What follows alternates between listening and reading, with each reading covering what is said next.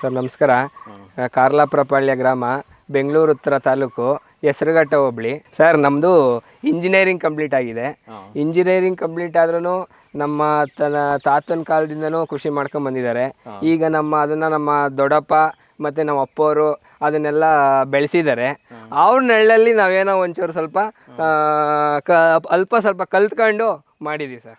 ಈಗ ಇಂಜಿನಿಯರ್ ಮಾಡಿದಿರಲ್ಲ, ಆರಾಮಾಗಿ ಆಫೀಸಲ್ಲಿ ಕೂತ್ಕೊಂಡು ಒಳ್ಳೆ ಆರಾಮಾಗಿ ಇರ್ಬೋದಾಗಿತ್ತು. ಬಟ್ ಈ ಕೃಷಿ ಮಾಡಬೇಕು ಅಂತ ಅನಿಸಿದ್ದೆ ಯಾಕೆ ಸರ್? ಎಲ್ಲರೂ ಆಫೀಸಲ್ಲಿ ಕೂತ್ಕೊಂಡೇ ಕೆಲಸ ಮಾಡೋರಾಗ್ಬಿಟ್ರೆ ನಮ್ಮಂಥ ಯುವ ರೈತರುಗಳು ಕೃಷಿ ಮಾಡೋದು ಯಾರು ಸರ್? ಕೃಷಿ ಮಾಡೋದು ಯಾರು? ಈಗ ಆಫೀಸಲ್ಲಿ ಕುತ್ಕೊಂಡಿರೋರು ಇಲ್ಲ ನಾವು ಈ ಥರನೇ ಮಾಡಬೇಕು ಅಂತ ಇದು ಮಾಡಿದ್ದಾರೆ. ಇವಾಗ ನಾವು ಅಲ್ಲಿ ಕೆಲಸ ಮಾಡಿದ್ರು ಅವರು ಸಂಬಳನೇ ಕೊಡೋದಲ್ವಾ. ಇಲ್ಲಿ ನಾವೇನೇ ನಮ್ಮ ಸ್ವಂತ ನಮಗೆಲ್ಲ ಫೆಸಿಲಿಟಿ ಇರೋದ್ರಿಂದ, ಬೋರ್ವೆಲ್ ಇರೋದ್ರಿಂದ, ಮತ್ತು ಈ ಥರ ದ್ರಾಕ್ಷಿ ಚಪ್ರ ಇರೋದ್ರಿಂದ ಎಲ್ಲ ನಮ್ಮ ತಂದೆಯವರು, ನಮ್ಮ ದೊಡ್ಡಪ್ಪರು ಎಲ್ಲ ಸೇರಿ ಮಾಡಿದ್ದಾರೆ. ಅವ್ರ ನೆರಳಲ್ಲಿ ಏನೋ ನಾವು ಒಂಚೂರು ಇಂಪ್ರೂವ್ ಮಾಡೋಣ ಅಂತಂದ್ಬಿಟ್ಟು ಈ ಕೃಷಿ ಫೀಲ್ಡ್ಗೆ ಬಂದಿದ್ದೀವಿ ಸರ್. ಅದೇನಂದರೆ ಈಗ ಇಷ್ಟೆಲ್ಲ ಮಾಡಿರೋದ್ರಿಂದ ಕೆಲವೊಬ್ರು ಏನು ಮಾಡ್ತಾರೆ, ಬೇಡಪ್ಪ ನಮ್ಮ ಇವರು ಕಷ್ಟಪಟ್ಟಾರ, ವ್ಯವಸಾಯ ಅಂದರೆ ಮನೆ ಮಂದಿಲಿ ಸಹಾಯ ಅಂತ ಗಾದೆನೇ ಐತೆ ಅಂತ ಹೇಳ್ತಾರೆ. ಬೇಡ ನಾವೇನೋ ಹೊರಗಡೆ ಹೋಗೋಣ ಅಂತ ಅನ್ಕೊಳ್ಳೋರೆ ಜಾಸ್ತಿ. ಅದರಲ್ಲಿ ನೀವು ಹಂಗೆ ಅನ್ಕೊಳ್ತಾನೆ ಇದನ್ನು ಮಾಡ್ತಿದ್ದೀರ ಅಂದರೆ ಗ್ರೇಟ್ ಅಂತಲೇ ಹೇಳ್ಬೋದು.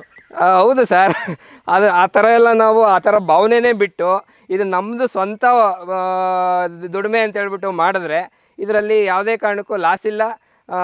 ನಾವು ₹1 ಲಾಭ ಈ ಭೂಮಿ ತಾಯಿ ನಮ್ಕೊಂಡು ₹1 ಲಾಭ ಹಾಕಿದ್ರೆ, ₹1 ಖರ್ಚು ಮಾಡಿದ್ರೆ ₹1 ಲಾಭ ಅಂತೂ ನಾವು ತೆಗಿಬೋದು ಅಲ್ವಾ?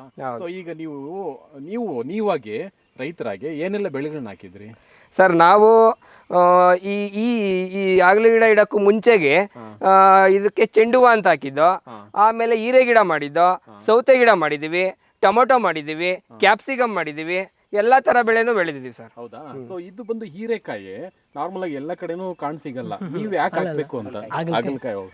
ಹಾಗಲಕಾಯಿ ಎಲ್ಲ ಕಡೆನೂ ತುಂಬಾ ಜನ ಹಾಕಲ್ಲ, ನೀವು ಹಾಕ್ಬೇಕು ಅಂತ ಅನಿಸಿದ್ದೆ ಯಾಕೆ? ಇಲ್ಲ, ಎಲ್ಲ ಕಡೆ ಹಾಕಲ್ಲ ಅಂತ ನಾವು ಹೇಳಕ್ಕಾಗಲ್ಲ.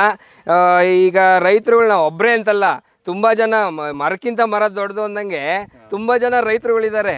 ಸೊ ನಾವು ಇದನ್ನೇ ಹಾಗಲಕಾಯಿ ಹಾಕಬೇಕು ಅಂತ ನಾವು ವರ್ಷಕ್ಕೊಂದು ಬೆಳೆ ಹಾಗಲಕಾಯಿ ನಾವು ತಪ್ಸಲ್ಲ, ಹಾಕ್ತೀವಿ. ವರ್ಷಕ್ಕೊಂದು ಬೆಳೆ ಅಂತೂ ನಾವು ಮಾಡ್ತೀವಿ. ಸೊ ಈಗ ಹಾಗಲಕಾಯಿ ಹಾಕ್ಬೇಕಂದ್ರೆ ಫಸ್ಟ್ ಭೂಮಿನ ಹೆಂಗೆ ನಾವು ಸಿದ್ಧ ಮಾಡ್ಕೋಬೇಕು ಸರ್? ಭೂಮಿನ ನಾವು ಯಾವುದೇ ಹಾಗಲಕಾಯಿ ಅಂತಲ್ಲ, ಯಾವುದೇ ಬೆಳೆ ಇಕ್ಬೇಕಾದ್ರೆ ನಾವು ಒಂದು ತಿಂಗಳು ಭೂಮಿನ ಆರಿಸ್ಬೇಕು. ಮತ್ತು ಬಳ್ಳಿ ವೆರೈಟಿ ಹಾಕಿದ್ಮೇಲೆ ಬಳ್ಳಿ ವೆರೈಟಿಗಳೇ ಕ್ರಾಪ್ ಹಾಕ್ಬಾರ್ದು, ಚೇಂಜ್ ಮಾಡ್ತಾ ಇರಬೇಕು. ಭೂಮಿನ ಚೆನ್ನಾಗೆ ಉಳುಮೆ ಮಾಡ್ಕೊಂಡು ಇದಕ್ಕೆ 4 ಲೋಡು ದನಿನ ಗೊಬ್ಬರ, 4 ಟ್ಯಾಕ್ಟ್ರಿ ಲೋಡು ದನಿನ ಗೊಬ್ಬರ ಬಿದ್ದಿದೆ, ಅದನ್ನೆಲ್ಲ ಹಾಕ್ಬಿಟ್ಟು ಭೂಮಿನ ಮತ್ತೆ ಉಳುಮೆ ಮಾಡಿ ಈ ಥರ ಬೆಡ್ ಮಾಡ್ಬೇಕು ಸರ್. ಈ ಥರ ಬೆಡ್ ಮಾಡ್ಕೊಬೇಕು. ಸೊ ಈ ಥರ ಬೆಡ್ ಮಾಡ್ಕೊಂಡ್ಬಿಟ್ಟು ಈ ಗಿಡ ಬಂದ್ಬಿಟ್ಟು ನರ್ಸರಿಯಲ್ಲಿ ತಗೊಂಬರೋದಾ ಸರ್? ನಮ್ಮದೇ ನರ್ಸರಿ ಇರೋದ್ರಿಂದ, ನಮ್ಮದೇ ನರ್ಸರಿ ಇದೆ. ಸೊ ನಾವು ನಮಗೆ ಯಾವ ವೆರೈಟಿ, ನಮಗೆ ಯಾವುದು ಅನುಕೂಲ ಆಗುತ್ತೋ ಆ ವೆರೈಟಿ ಇದು ಮಾಡ್ತೀವಿ. ಮಾರ್ಕೆಟಲ್ಲಿ ತುಂಬ ವೆರೈಟಿಗಳಿದ್ದಾವೆ. ಈಸ್ಟ್ ವೆಸ್ಟ್ ಕಂಪ್ನಿದು ಪ್ರಗತಿ ಇದೆ, ಸಕಟ ಕಂಪ್ನಿದಿದೆ, ಎಲ್ಲ ಥರ ಕಂಪ್ನಿಗಳು ಆಗ್ಲು ಬೀಜ ತಯಾರು ಮಾಡ್ತಾರೆ. ಬಟ್ ನಾವು ಇದನ್ನ ಟಾಟಾ ಕಂಪ್ನಿದು ಮಧುಲ್ ಗೋಲ್ಡ್ ಅಂತೇಳಿ ಈ ವೆರೈಟಿನ ಚಾಯ್ಸ್ ಮಾಡಿ ಈ ವೆರೈಟಿನ ನಾವೇ ನಮ್ಮದೇ ನರ್ಸರಿ ಇರೋದ್ರಿಂದ ಪ್ರೋಟ್ರೇಲ್ ಹಾಕ್ತೀವಿ. ಡೈರೆಕ್ಟ್ ಬೀಜ ಹಾಕೋದಿಲ್ಲ, ಪ್ರೋಟ್ರೇಲ್ ಹಾಕಿ 15 ದಿನಕ್ಕೆ ನಮಗೆ ಸೊಸಿ ಹೂಣಂಗೆ ನಾಟಿ ಮಾಡಂಗೆ ಬರುತ್ತೆ.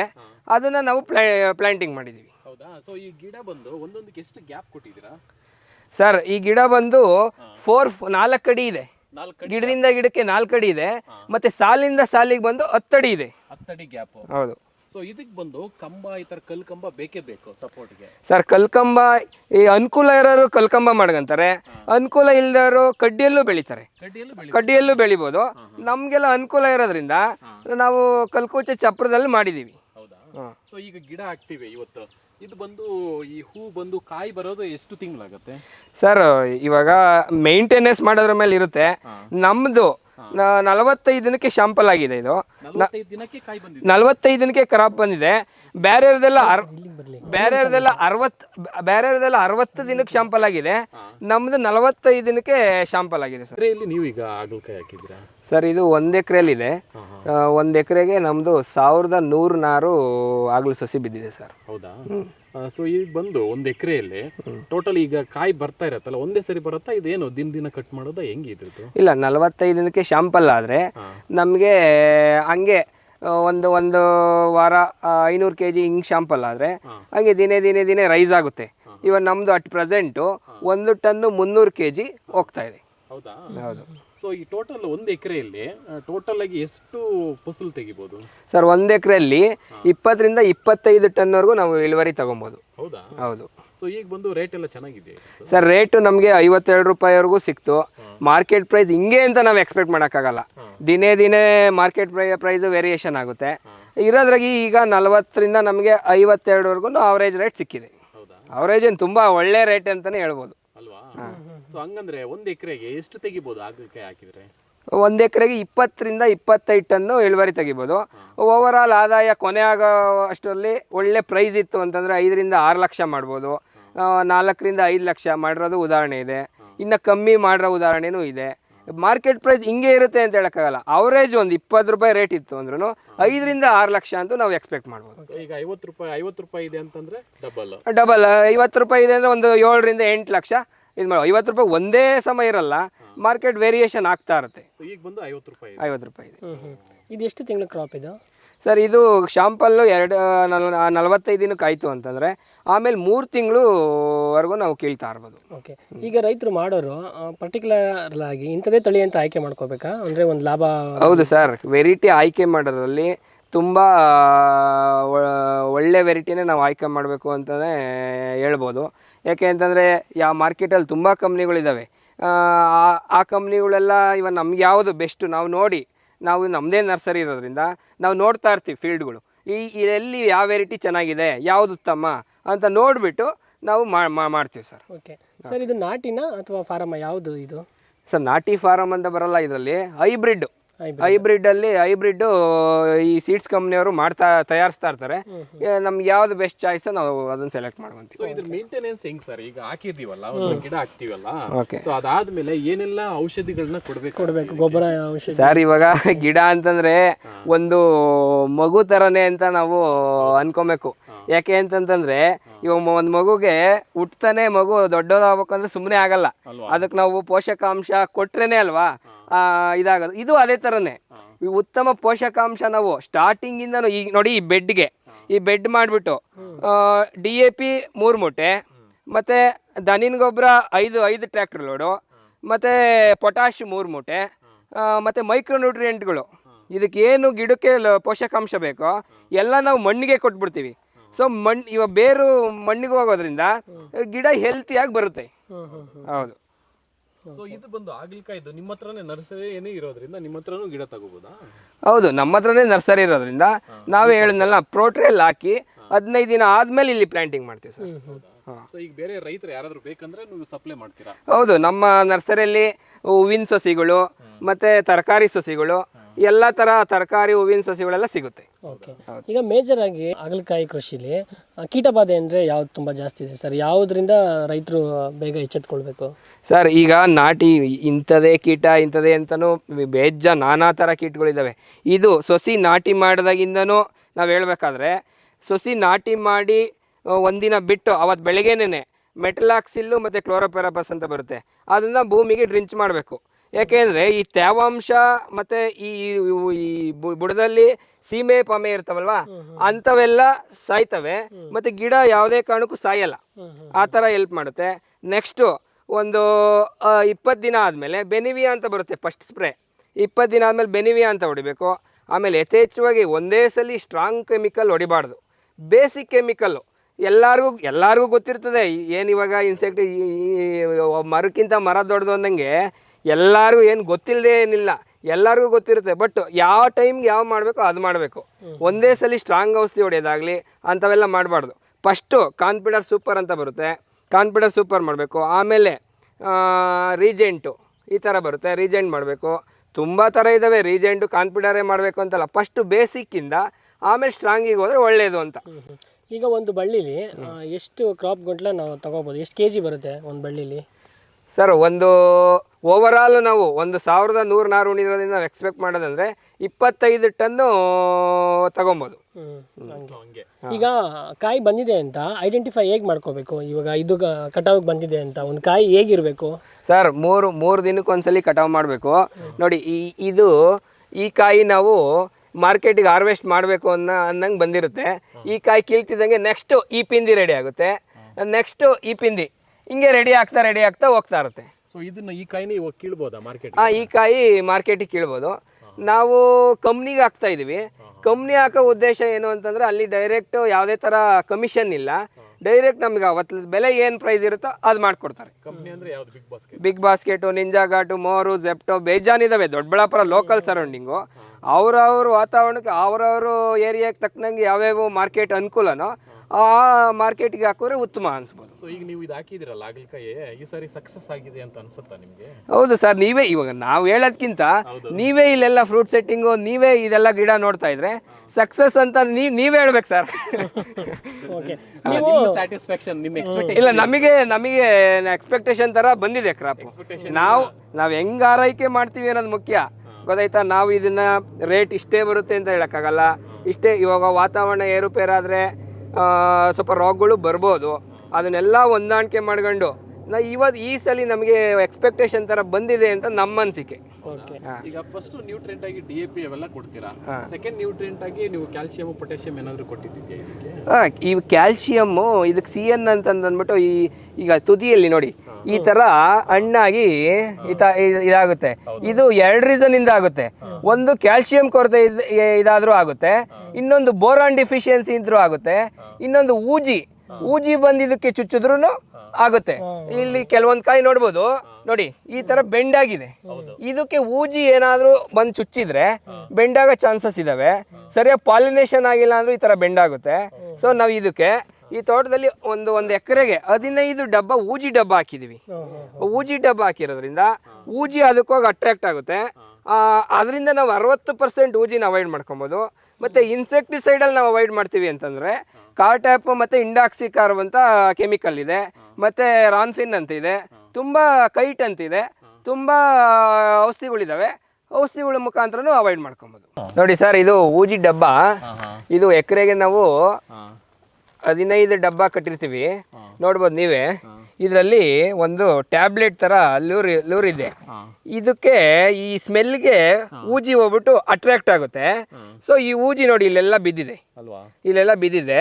ಸೊ ನಾವು ಈ ಡಬ್ಬ ಒಂದು ಎಕರೆಗೆ 15 ಡಬ್ಬ ಕಟ್ಟೋದ್ರಿಂದ 60% ಊಜಿನ ಅವಾಯ್ಡ್ ಮಾಡ್ಬೋದು. ಈ ತೂತ್ ಇದೆಯಲ್ಲ ಒಳಗಡೆ ಹೋಗಿ ಆಚೆ ಬರೋಕ್ಕಾಗಲ್ವಾ? ಅದಕ್ಕೆ ಯಾವುದೇ ಕಾರಣಕ್ಕೂ ಬರಲ್ಲ ಸರ್, ಲಾಕ್ ಆಗೋಗುತ್ತೆ. ಆ ಸ್ಮೆಲ್ಗೆನೆ ಊಜಿ ಈಚೆ ಬರಲ್ಲ, ಅಲ್ಲೇ ಲಾಕ್ ಆಗಿ ಸತ್ತೋಗುತ್ತೆ. ಇದೇನು ಕಂಪ್ನಿಯಿಂದ ತಗೊಂಡಿರೋದು ಇವೆಲ್ಲ? ಇದು ಬೇಜಾನ್ ಕಂಪ್ನಿ ಮಾಡ್ತಾರೆ ಈ ಥರ. ಆ ಥರ ನಾವು ಕಂಪ್ನಿ PCI ಕಂಪ್ನಿ ಅಂತ ಇದೆ, ಈ ಬೇಜಾನ್ ಕಂಪ್ನಿ ಇದೆ, ಇಂಥವೇ ಕಂಪ್ನಿ ಅಂತ ನಾವು ಹೇಳೋಕ್ಕಾಗಲ್ಲ. ಅದರಿಂದ ಪರ್ಚೇಸ್ ಮಾಡಿದ್ದೀವಿ. ಮೇನ್ ರೈತರಿಗೆ ಸ್ವಲ್ಪ ಕಾಟ ಕೊಡೋದಂತಂದ್ರೆ ಈ ಊಜಿನೇ. ಎಲ್ಲ ಬೆಳೆಯಲ್ಲೂ ಟೊಮೊಟೊದಲ್ಲಿ ಒಂಥರ ಊಜಿ ಇರುತ್ತೆ. ಈ ಕುಕ್ಕುರ್ಬಿಟ ಜಾತಿಗೆ ಸೇರಿದ್ದು ಇದರಲ್ಲಿ ಈ ಥರ ಊಜಿ ಇರುತ್ತೆ. ಈ ಬೇರೆ ಬೆಳೆಗಳೆಲ್ಲ ಬೇರೆ ಥರ ಊಜಿ ಇರುತ್ತೆ.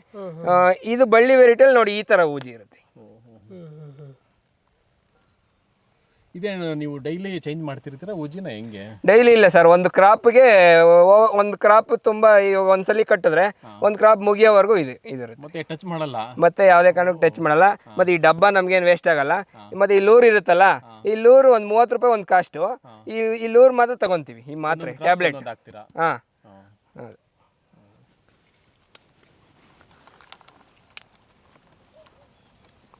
ಸರ್ ಹಾಗಲಕಾಯಿ, ಹೀರೆಕಾಯಿ ಇಂಥ ಬಳ್ಳಿ ವೆರೈಟಿಗಳೆಲ್ಲ ನೋಡಿ ಈ ಥರ ಚಾಟಿ ಈ ಥರ ಬಂದರೆ ಸುಳಿ ಒಳ್ಳೆ ಮೊಮೆಂಟ್ ಗ್ರೋತಿಂಗಲ್ಲಿ ಹೋಗ್ತಾ ಇದೆ ಅಂತ ಅರ್ಥ.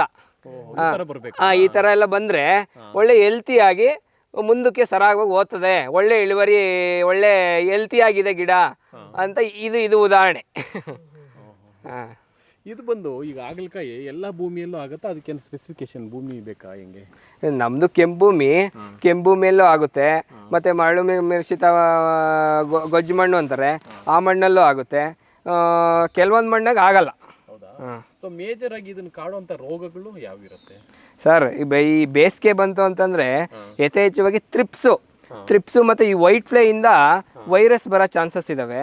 ಸೊ ನಾವು ಈ ವೈಟ್ ಫ್ಲೇಗೆ ಅಂತಂದ್ಬಿಟ್ಟು ಬೈಫೆನ್ತ್ರಿಯನ್ ಅಂತ ಬರುತ್ತೆ ಕೆಮಿಕಲ್, ಬೈಫೆನ್ತ್ರಿಯನ್ ಅಂತ ಹೊಡ್ಕೊತೀವಿ. ಮತ್ತು ಈ ಥ್ರಿಪ್ಸಿ ಬಂದು ಸೋಲಮನ್ ಇದೆ, ಪೆಗಾಸಿಸ್ ಇದೆ, ಮತ್ತು ಡೆಲಿಗೇಟ್ ಇದೆ, ಮತ್ತು ಟ್ರೇಸರ್ ಇದೆ. ಈ ಥರ ಬೇಸಿಕ್ ಕೆಮಿಕಲ್ ಕಾನ್ಫಿಡರ್ ಸೂಪರ್ ಇದೆ, ರೀಜೆಂಟ್ ಇದೆ. ಈ ಥರ ನಾವು ಥ್ರಿಪ್ಸಿ ಮಾಡ್ಕೊತೀವಿ. ನೆಕ್ಸ್ಟು ಇದ್ರಾಗೆ ಮೇಜರಾಗಿ ಈ ಬಳ್ಳಿ ವೆರೈಟಿಗಳಲ್ಲಿ ರೋಗ ಅಂತಂತಂದರೆ ಪೌಡ್ರಿ ಮೆಲ್ಡ್ಯೂ ಮತ್ತು ಡೌನಿ ಮೆಲ್ಡ್ಯೂ ಅಂತ ಬರುತ್ತೆ. ಈ ಪೌಡ್ರಿ ಮೆಲ್ಡ್ಯೂಗೆ ನಾವೆಲ್ಲ ಟೆಬಿಕೊನಜಲ್ ಬ್ಯೂನಸ್ ಅಂತ ಬರುತ್ತೆ, ಬ್ಯೂನಸ್ ಅಂತ ಮಾಡ್ತೀವಿ. ಆಮೇಲೆ ಕಸ್ಟೋಡಿಯಾ ಅಂತ ಬರುತ್ತೆ, ಕಸ್ಟೋಡಿಯಾ ಮಾಡ್ತೀವಿ. ನೇಟಿವೋ ಮಾಡ್ತೀವಿ. ಮತ್ತು ರೋಕೋ ಅಂತ ಬರುತ್ತೆ, ರೋಕೋ ಮಾಡ್ತೀವಿ. ಮತ್ತು ಇದು ಪೌಡ್ರಿ ಡೌನಿ ಮೆಲ್ಡಿಗೆ ರೆಡಮಿಲ್ ಗೋಲ್ಡ್ ಅಂತ ಬರುತ್ತೆ, ಮತ್ತು ಸಾಫು, ಆ್ಯಂಟ್ರಕಾಲು, ಮತ್ತು ಅಕ್ರೋವೈಟು, ಈ ಥರ ಡೌನಿ ಮತ್ತು ಪೌಡ್ರಿ ಬಂದರೆ ನಾವು ಅವಾಯ್ಡ್ ಮಾಡ್ತೀವಿ. ಅಲ್ಲ, ನೀವು ಇಂಜಿನಿಯರ್ ಮಾಡಿದ್ದೇನು ಹೇಳ್ತಾ ಇರೋದೇನು? Chemical engineer. ಅಲ್ಲ, ಅದು ಹೇಳ್ಬೇಕು ಹಂಗೆ. ಅಲ್ಲ ಸರ್, ನೀವು ಅಲ್ಲಿ ಇಂಜಿನಿಯರ್ ಆಗಿದ್ದ ಇಲ್ಲ ಕ್ರಾಪಲ್ಲಿ ಇಂಜಿನಿಯರ್ ಆಗಿದ್ದ ಅಂತ? ಸರ್ ಹೌದು ಸರ್. ಇವಾಗ ಎಜುಕೇಷನ್ ಅನ್ನೋದು ಒಂದು ಜ್ಞಾನಕ್ಕೋಸ್ಕರ ನಾವು ಓದಿದ್ದೀವಿ. ಇವಾಗ ತಿಳ್ಕೊಂಡು ನಾನು ಇಷ್ಟೆಲ್ಲ ಹೇಳ್ತಾ ಇದ್ದೀನಿ ಅಂತಂದರೆ ನಾನು ಸುಮ್ಮನೆ ಹೇಳೋಕ್ಕಾಗೋದಿಲ್ಲ. ಇದ್ರ ಬಗ್ಗೆ ನಾನೆಲ್ಲ ಅಬ್ಸರ್ವ್ ಮಾಡಿ ಇದ್ರ ಬಗ್ಗೆ ಎಲ್ಲ ನಾಲೆಡ್ಜ್ ಇದ್ರೇ ಅಲ್ವಾ ಎಲ್ಲರೂ ಹೇಳಕ್ಕೆ ಸಾಧ್ಯ. ಈಗ ಬಳ್ಳಿ ಚಪ್ರಕ್ಕೆ ಹೋಗೋಕ್ಕೂ ಮುಂಚೆ ಯಾವ ರೀತಿ ನೋಡ್ಕೋಬೇಕು ಚೆನ್ನಾಗಿ ನಾವು ಚಪ್ರಕ್ಕೆ ಹೋಗೋವರೆಗೂ? ಸರ್, ಇದಕ್ಕೆ ಮೈಕ್ರೋ ನ್ಯೂಟ್ರಿಯೆಂಟ್ ಅನ್ನೋದು ತುಂಬ ಮುಖ್ಯ.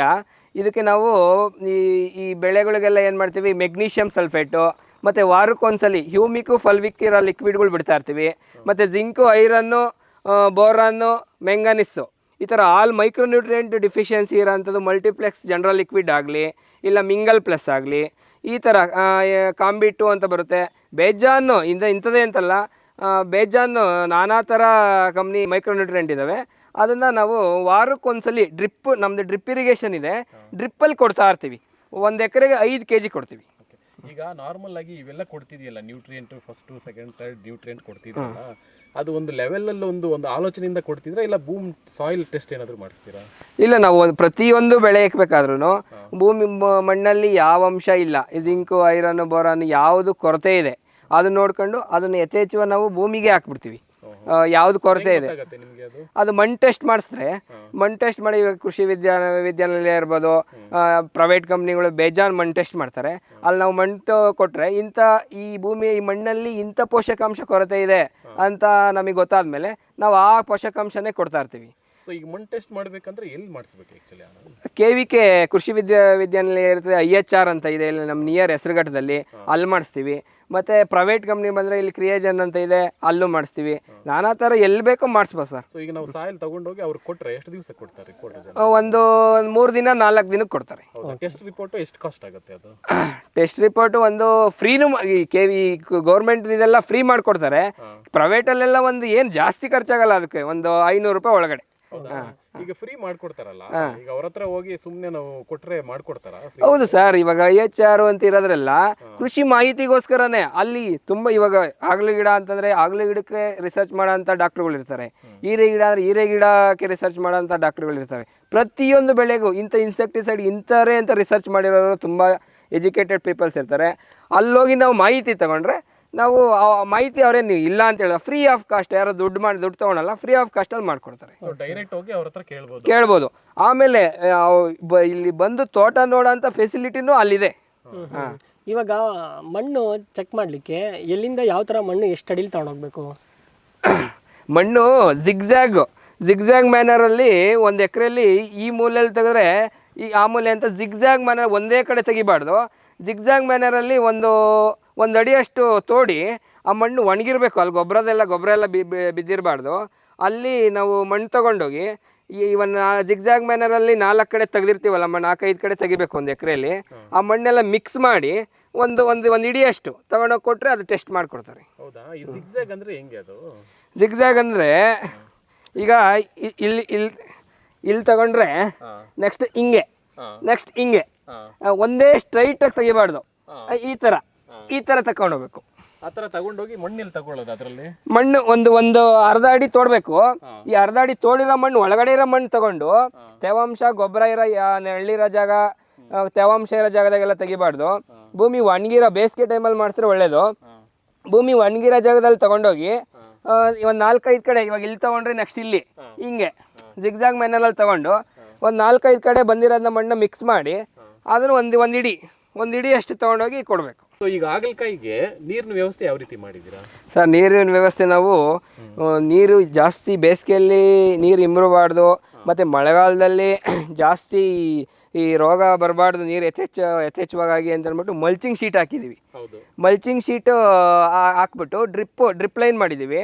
ಸೊ ಡ್ರಿಪ್ಪಲ್ಲಿ ನಾವು ವಾತಾವರಣ ಅನುಗುಣವಾಗಿ ನೀರು ಕೊಡ್ತಾ ಇರ್ತೀವಿ. ಹೌದಾ? ಹಾಂ. ಸೊ ಇಷ್ಟು ಕ್ಲೀನಾಗಿ ಇಟ್ಟಿದ್ದೀರಲ್ಲ, ಏನು ನೀವು ಇದು ಹುಲ್ಗಿಲ್ ಏನಾದರೂ ಬಂದರೆ ಬಿಡಲ್ವಾ, ಹೆಂಗೆ ಇದು? ಸರ್ ಈಗ ಅದಕ್ಕೂ ಒಂದು ಹೇಳ್ತೀನಿ ನೋಡಿ, ಕಲ್ಕೂಚ ಇಂದ ಕಲ್ಕೂಚಕ್ಕೆ 10 ಅಡಿ ಇದೆ. ಹೌದು. ಕಲ್ಕೂಚ 10 ಅಡಿ ಇರೋದ್ರಿಂದ ನಾವು ಇಲ್ಲಿ ಕಲ್ಕೂಚದ ಲೈನ್ ಮಾತ್ರ ಮಲ್ಚಿಂಗ್ ಶೀಟ್ ಹಾಕಿದ್ದೀವಿ.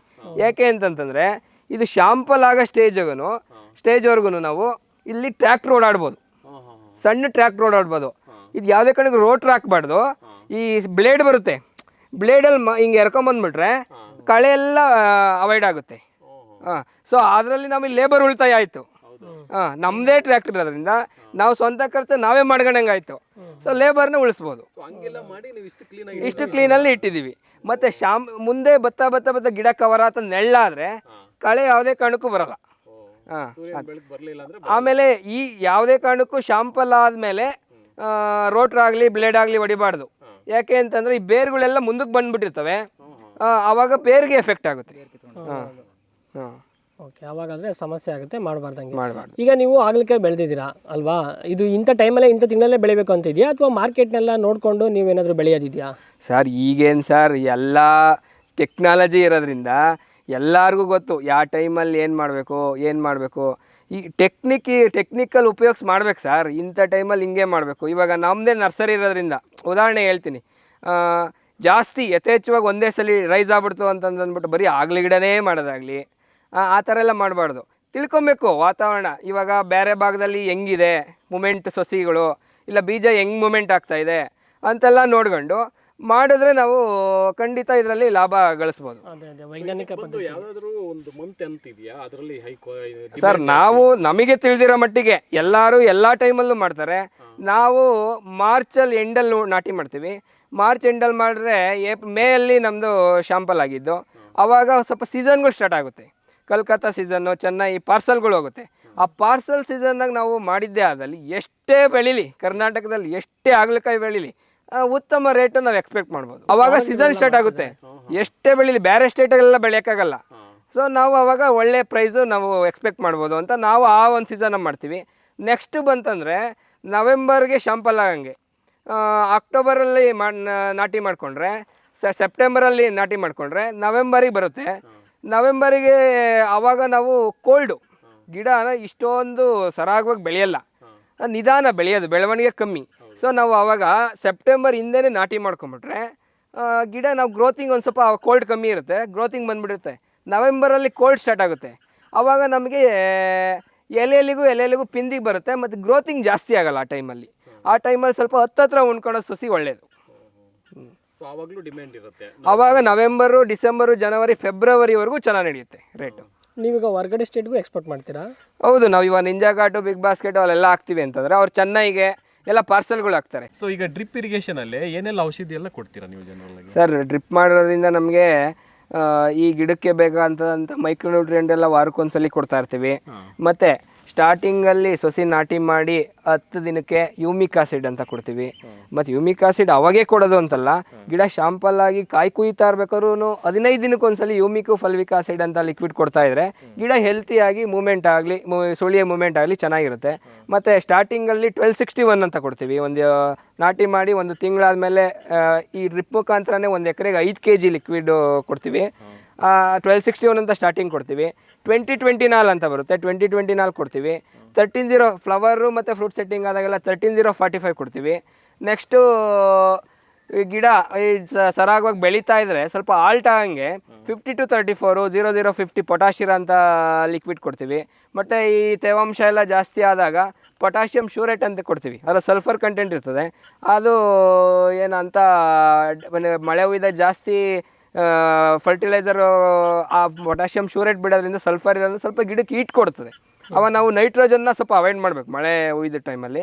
ಅವೆಲ್ಲ ನೋಡ್ಕೊಂಡು ಟೈಮ್ ಟು ಟೈಮು ಫಾಲೋಅಪ್ ಮಾಡ್ಕೊಂಡು ಯಾವ ಗಿಡಕ್ಕೆ ಯಾವ ರೋಗ ಬಂದಿದೆಯಾ, ಡೌನಿ ಬಂದಿದೆಯಾ, ಪೌಡ್ರಿ ಬಂದಿದೆಯಾ ಅಂತೆಲ್ಲ ನಾವು ನೋಡ್ಕೊಂಡು ಬೆಳೆದಿದ್ದೇ ಆದಲ್ಲಿ ತುಂಬ ಒಳ್ಳೆ ಇಳುವರಿ ಎಕ್ಸ್ಪೆಕ್ಟ್ ಮಾಡ್ಬೋದು. ಸೊ ಈಗ ನರ್ಸರಿ ಇದೆಯಲ್ಲ, ಬರೀ ಹಾಗಲಕಾಯಿ ಬೇರೆ ಬೇರೆ ಎಲ್ಲ ಯಾವೆಲ್ಲ ಇದೆ ನಿಮ್ಮ ಹತ್ರ ನರ್ಸರಿ? ಸರ್ ನಾವು ಹಾಗಲಕಾಯಿ ಅಂತ ಟೊಮೊಟೊ ಇದೆ, ಬದನೆ ಗಿಡ ಇದೆ, ಮೆಣಸಿನ ಗಿಡಗಳು ಇದ್ದಾವೆ, ಮತ್ತು ಕ್ಯಾಪ್ಸಿಕಮ್ಮು ಸಸಿಗಳು ಇದ್ದಾವೆ, ಮತ್ತು ಸೇವಂತಿಗೆ ನಾರುಗಳು, ಸೆಂಟೆಲ್ಲೋ, ಸೆಂಟ್ ವೈಟು, ಪೂರ್ಣಿಮಾ, ಸೀಸನಿಗೆ ಯಾವ್ದು ಬೇಕೋ ಅಂಥ ಸಸಿಗಳೆಲ್ಲ ನಮ್ಮ ನರ್ಸರಿಯಲ್ಲಿ ಸಿಗುತ್ತೆ. ಸೊ ಈಗ ನಾವು ಕಾಲ್ ಮಾಡಿದರೆ ಬೇರೆ ಡಿಸ್ಟಿಕ್ಗೂ ನೀವು ಕಳಿಸ್ಕೊಡ್ತೀರಾ ಹೆಂಗೆ? ಅವರು ಟ್ರಾನ್ಸ್ಪೋರ್ಟ್ ಫೆಸಿಲಿಟಿ ಮಾಡಿಕೊಡ್ತಾರೆ ಅಂದರೆ ನಾವು ಕಳಿಸ್ಕೊಡ್ತೀವಿ ಸರ್. ಹಂಗೆ. ಹಾಂ. ಸೊ ಅಲ್ಲಿ ನೀವೇ ಇರ್ತೀರಾ ಯಾವಾಗಲೂ? ನಾವೇ ಇರ್ತೀವಿ. ಇಲ್ಲಿ ನಾನು ಬೆಳಗ್ಗೆ ಸಾಯಂಕಾಲ ಬಂದು ನಾನು ಏನು ಟೈಮ್ ಟು ಟೈಮ್ ಏನು ಬೇಕು ಈ ಗಿಡಕ್ಕೆ ಅಂತೆಲ್ಲ ಬಂದು ನೋಡ್ತಾ ಇರ್ತೀವಿ. ಇಲ್ಲಿ ನಮ್ಮ ತಂದೆಯವರು ಯಥೇಚ್ಛವಾಗಿ ನಾವು ಇಲ್ಲೇ ಜಾಸ್ತಿ ಇದ್ದು ಲೇಬರ್ ಜೊತೆ ಆಗಲಿ ಎಲ್ಲರ ಜೊತೆನೂ ಇದ್ಕೊಂಡು ಕೆಲಸ ಮಾಡಿಸ್ಕೊಂಡು ಇರ್ತಾರೆ. ನಾವು ಫ್ರೀ ಟೈಮ್ ಇದ್ದಾಗ ನಾವು ಬಂದು ಮಾಡ್ತಾ ಇರ್ತೀವಿ. ನಮ್ಮ ನರ್ಸರಿ ಇರೋದ್ರಿಂದ ನಾನು ಫ್ರೀ ಟೈಮ್ ಇದ್ದಾಗ ಇಲ್ಲೂ ಬಂದು ವರ್ಕ್ ಮಾಡ್ತಾ ಇರ್ತೀವಿ. ಸೊ ಈಗ ನಿಮ್ಮ ಹತ್ರ ನರ್ಸರಿ ತಗೊಂಡ್ರೆ ನೀವು ಸ್ವಲ್ಪ ಏನಾದರೂ ಪ್ರಾಬ್ಲಮ್ ಬಂದರೆ ಸ್ವಲ್ಪ ಮಾರ್ಗದರ್ಶನ ಎಲ್ಲ ಕೊಡ್ತೀರಾ? ಖಂಡಿತ ಸರ್. ಇವಾಗ ನಮಗೆ ಗೊತ್ತಿರೋದನ್ನ ನಾವು ಇನ್ನೊಬ್ಬರಿಗೆ ಶೇರ್ ಮಾಡೋದ್ರಲ್ಲಿ ಏನು ತೊಂದರೆ ಇಲ್ಲ. ಇವಾಗ ನೀವು ಯೂಟ್ಯೂಬರ್ ಬಂದಿದ್ದೀರಾ ಅಂತ ಅಂದ್ಬಿಟ್ಟು ನಮಗೇನು ಇದರಿಂದ ಏನು ಲಾಭ ಇಲ್ಲ. ಏನು ಇವ್ರದೇ ಆಗಲಿ ಗಿಡ ಮಾಡ್ತಾವ್ರಲ್ಲ, ಇವ್ರು ಇನ್ಯಾರು ಇಲ್ವಾ, ಇವರೇ ಎಷ್ಟು ದುಡ್ಡು ತೊಗೊಬೋದು ಅಂತೆಲ್ಲ ಮಾತಾಡ್ಬೋದು. ನಮ್ಗೆ ಇದರಲ್ಲಿ ಯಾವುದೇ ಥರ ಕಮಿಷನ್ ಆಗಲಿ ಏನೂ ಇಲ್ಲ. ಏನೋ ರೈತರಿಗೆ ಇವಾಗ ಈ ಬೆಳೆ ನೋಡಿ ಇನ್ನೊಬ್ಬರು ನಂಬರ್ ಕಾಂಟ್ಯಾಕ್ಟ್ ಸಿಕ್ಕಿ ಇನ್ನೊಬ್ಬರು ಏನೋ ಇನ್ಫಾರ್ಮೇಷನ್ ತಿಳ್ಕೊಂಡ್ರೆ ಅದೇ ನಮಗೆ ಸಂತೋಷ. ಇವಾಗ ಒಂದು ಯೂಟ್ಯೂಬ್ ಚಾನಲ್ ಯಾರೋ ಮಾಡಿದರು, ದಿನಕ್ಕೆ 15 ಫೋನ್ ಬರ್ತವೆ. ನಾವು ಅವ್ರ ಜೊತೆ ನಮ್ಮ ಬ್ಯುಸಿ ಶೆಡ್ಯೂಲಲ್ಲಿ ಅವ್ರ ಜೊತೆ ಮಾತಾಡೋಂಗೆ ಇರೋಕ್ಕೂ ಆಗಲ್ಲ. ಮಾತಾಡ್ತೀವಿ ಟೈಮ್ ಕೊಟ್ಟು, ಇಲ್ಲ ಒಂದು 5 ನಿಮಿಷ ಬ್ಯುಸಿ ಇದ್ದ ಅಂತಂದ್ರೂ ಬ್ಯುಸಿ ಅಂತ ಹೇಳ್ತೀವಿ. ನಮಗೇನು ತಿಳಿತದ ಇನ್ಫಾರ್ಮೇಷನ್ನು ಕೊಡೋದ್ರಲ್ಲಿ ಏನು ತಪ್ಪಿಲ್ಲ ಸರ್. ಕೆಲವರೆಲ್ಲ ನಾವೇ ದೊಡ್ಡದು ಅಂತಾರೆ. ಮರಕ್ಕಿಂತ ಮರ ದೊಡ್ಡದೇ ಹೊರತು ಯಾವುದು ಚಿಕ್ಕದಲ್ಲ. ಗೊತ್ತಿರೋ ಇನ್ಫಾರ್ಮೇಷನ್ ಶೇರ್ ಮಾಡೋಣ ಸರ್, ಅದರಲ್ಲಿ ಏನಿಲ್ಲ. ಯಾರೋ ಒಬ್ಬರು ಬೆಳೆದು ಚೆನ್ನಾಗಿರಲಿ. ಈಗ ನೀವು ಬೆಂಗಳೂರಲ್ಲಿ ಆರಾಮಾಗಿ ದೊಡ್ಡ ಕಂಪ್ನಿಯಲ್ಲಿ ಕೆಲಸ ಮಾಡ್ತಾ ಇದ್ದಿದ್ರೆ ಹುಡುಗಿನ ಕೊಡೋರು ಖುಷಿ ಮಾಡ್ತಾ ಇದ್ದೀರಾ, ಕೊಡ್ತಾರೆ ಅಂತೀರಾ? ಯಾಕೆ ಸರ್ ಕೊಡಲ್ಲ? ಈಗೆಲ್ಲ 1 ಎಕರೆ 2 ಎಕರೆ ಕೃಷಿ ಮಾಡೋರೇನೆ ಶ್ರೀಮಂತರು ಅಂತ ಹೇಳ್ಬೋದು. ನಮ್ಮ ಹುಡುಗಿ ಹೋಗ್ಬಿಟ್ಟು ಏನು ಬಿಸಿಲಲ್ಲಿ ಇನ್ನು ಕೆಲಸ ಮಾಡಬೇಕು ವ್ಯವಸಾಯ ಅಂತ ಅನ್ಕೊಂತಾರಲ್ಲ, ಅದ್ರ ಬಗ್ಗೆ ರೈತರಿಗೆ ಅಂದ್ರೆ ಹೆಣ್ಣು ಕೊಡೋದೇ ಕಷ್ಟ ಅಲ್ಲ ಈಗಿನ ಕಾಲದಲ್ಲಿ ಅಂತ. ಏನು ಆ ಥರ ಏನಿಲ್ಲ ಬಿಡಿ ಸರ್. ರೈತರುಗಳು ಎಲ್ಲ ಈ ಸಲ ಏನು ಯಾರು ಕಂಡಮ್ ಏನಿಲ್ಲ. ಯಾರು ಕಂಡಮ್ ಏನಿಲ್ಲ. ಎಲ್ಲ ಏನು ರೈತ ಅಂತ ಏನು ಹೆಣ್ಣು ಕೊಡಬಾರ್ದು ಅಂತ ಏನಿಲ್ಲ, ಕೊಟ್ಟೇ ಕೊಡ್ತಾರೆ ಸರ್. 1 ಎಕರೆ 2 ಎಕರೆ ಜಮೀನಿದ್ದಾನೆ ಮುಂದೆ ಟೆಕ್ನಾಲಜಿ ನೋಡ್ಕೊಳ್ರಿ. 1 ಎಕರೆ 2 ಎಕರೆ ಜಮೀನಿದ್ದಾನೆ ದೊಡ್ಡ ಶ್ರೀಮಂತ ಅನ್ನಂಗೆ ಲೆವೆಲ್ಲು ಬರ್ತೈತೆ. ನೀವೇ ಯೂಟ್ಯೂಬರ್ಸ್ ಆಗಿ ನೀವೇ ನೋಡ್ತಾ ಇದ್ದೀರಾ ಸಮಾಜ ಹೆಂಗೆ ಅಂತ. ಈ 100%ಗೆ 60% 70% ಅಗ್ರಿಕಲ್ಚರಿಗೆ ಕನ್ವರ್ಟ್ ಆಗಿದ್ದಾರೆ. ಇವಾಗ ವರ್ಕ್ ಮಾಡ್ತಾ ಇರೋನು ಸಾಕು, ನಮಗಿಲ್ಲಿ ವರ್ಕ್ ಪ್ರೆಷರು ಅವು ಮಾಡಲಿ, ನಾವು ಡಿಗ್ರೇಡ್ ಮಾಡೋದಲ್ಲ ಯಾರನ್ನೂ. ಬಟ್ ಆ ಥರ ಮೈಂಡ್ಸೆಟ್ ಇದೆ ನಾನು ಕಂಡಂಗೆ ಕೆಲವ್ರಿಗೆ. ಹೌದೌದು. ಈಗ ನಿಮ್ಮ ಈ ತೋಟ ಎಲ್ಲ ನೋಡ್ಕೊಳ್ಳೋಕ್ಕೆ ಎಷ್ಟೆಲ್ಲ ಲೇಬರ್ ಬೇಕಾಗುತ್ತೆ? ಲೇಬರ್ ಮೇಂಟೆನೆನ್ಸ್ ಎಲ್ಲ ಯಾವ ಥರ ಇರುತ್ತೆ ಈ ತೋಟದಲ್ಲಿ? ನಮ್ಮ ತಂದೆಯವರು ಯಾವಾಗೂ ಜೊತೆಯಲ್ಲೇ ಇರ್ತಾರೆ. ಒಂದು ಡೈಲಿ 2-3 ಜನ ಲೇಬರ್ ಇದ್ದೇ ಇರ್ತಾರೆ. ಈ ಆಗಲಿ ಗಿಡ ಅಂತ ಕ್ರಾಪ್ಗಳಿಗೆಲ್ಲ ಲೇಬರ್ಸ್ ಏನು ಅಷ್ಟು ಬೇಕಾಗಲ್ಲ. ಈ ಕಾಯಿ ಕೀಳೋ ಟೈಮಲ್ಲಿ ನಾವು 3 ಜನ ಲೇಬರ್ ಇಕ್ಕೊತೀವಿ. ಕಿತ್ಕೊಂಡು ಡೈರೆಕ್ಟ್ ನಾವು ಕಂಪ್ನಿಗೆ ಹಾಕೋದ್ರಿಂದ ನಾವೇ ಡೆಲಿವರಿ ಕೊಡ್ಬೇಕು ಕಂಪ್ನಿಗೆ. ನಾವೇ ಕಿತ್ಕೊಂಡು ಒಂದು ಟನ್ನು 300 kg ಹಿಂಗೆ ಎಷ್ಟೆಷ್ಟು ಆರ್ಡ್ರ್ ಕೊಡ್ತಾರೋ ಆ ಆರ್ಡ್ರಿಗೆ ಅನುಗುಣವಾಗಿ ನಾವು ಲೇಬರ್ಸ್ ಸಿಕ್ಕೊಂಡು ಮಾರ್ಕೆಟು ಹಾಕ್ತೀವಿ ಸರ್. ಕೊನೆಯದಾಗಿ ಸೊ ಇವ ರೈತರಿಗೆ ಮತ್ತು ವ್ಯವಸಾಯ ಮಾಡುವಂಥ ರೈತರಿಗೆ ಏನು ಹೇಳಕ್ಕೆ ಇಷ್ಟಪಡ್ತೀರಾ ಸರ್? ಹೆಚ್ಚು ಬೆಲೆ ಬಂದಾಗ ರೈತರುಗಳು ಅತಿ ಆಸೆ ಪಡದೆ, ಮತ್ತು ಬೆಲೆ ಹಿಂಗೇ ಇರುತ್ತೆ ಅಂತ ಮಾರ್ಕೆಟಿಂಗ್ ಹೇಳೋಕ್ಕಾಗಲ್ಲ. ಆ ಬೆಲೆ ಎಲ್ಲ ಕಮ್ಮಿ ಆದಾಗ ಕುಗ್ಗದೆ ಒಂದೇ ಸಮವಾಗಿ ಎರಡೂ ಸುಖ ದುಃಖನ ಎರಡೂ ನಾವು ಒಂದೇ ಸಮವಾಗಿ ತಗೊಂಡೋಗಿದ್ದೇ ಆದಲ್ಲಿ ನಾವು ಇವಾಗ ಒಂದು ಬೆಳೆ ಲಾಸ್ ಆಯಿತು ಅಂತ ನಾವು ಕುಗ್ಗಬಾರ್ದು. ಈ ಬೆಳೆ ಹೋಯ್ತು ಅಂತಂದರೆ ಇನ್ನೊಂದು ಬೆಳೆ ಬರುತ್ತೆ. ಆ ಥರ ನಾವು ಫಾಲೋ ಅಪ್ ಮಾಡಿದ್ದೇ ಆದಲ್ಲಿ ನಾವು ಒಳ್ಳೆ ಮುಂದುವರಿಯೋಕ್ಕೆ ಒಳ್ಳೆ ಅವಕಾಶ ಅಂತ ಹೇಳ್ಬೋದು ಸರ್.